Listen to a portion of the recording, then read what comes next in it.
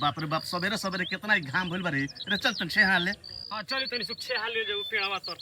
अल बहुत खेला लीला बारे तो निकल रे घाम लगे तो तू खेत ना सोई रे रे सोई तने में तोरा घाम ना लगे चल तन छे हाल ले तक सोई है अरे चलो हो चलो का काम काम कइले बाड़ू चलो आई ने हेजा बैठ जाई भाई ओ देखो तनी हो गेल बड़ा साफ की होरे आई हेजा बैठ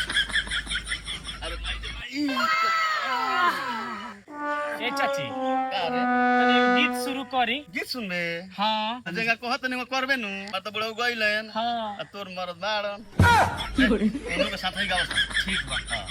हरवा ले ले ना नदी हसुलिया ले ले ना नदी हरवा ले ले ना नदी हसुलिया ले ले ना नदी आ पियावा से पियावा बदल दे छोटकी ना नदी पियावा से पियावा बदल दे छोटकी ना नदी घरवा ले ले ना नदी अटरिया ले ले ना नदी घरवा ले ले ना नदी अटरिया ले ले ना नदी मोर पियवा ले ले अपन पियवा दे दे न नदी मारे गई मोर पियावा ले ले अपन पियावा दे दे ना नदी नथुनिया ले ले ना नदी करबलिया ले ले ना नदी नथुनिया ले ले ना नदी करबलिया ले ले ना नदी आ पियावा से पियावा बदल दे छोटकी ना नदी आ मोर पियावा ले ले अपन पियावा दे दे ना नदी गैया ले ले ना नदी भैंसिया ले ले ना नदी गैया ले ले ना नदी भैंसिया ले ले ना नदी मोर भातरा ले ले अपन भातरा दे दे ना नदी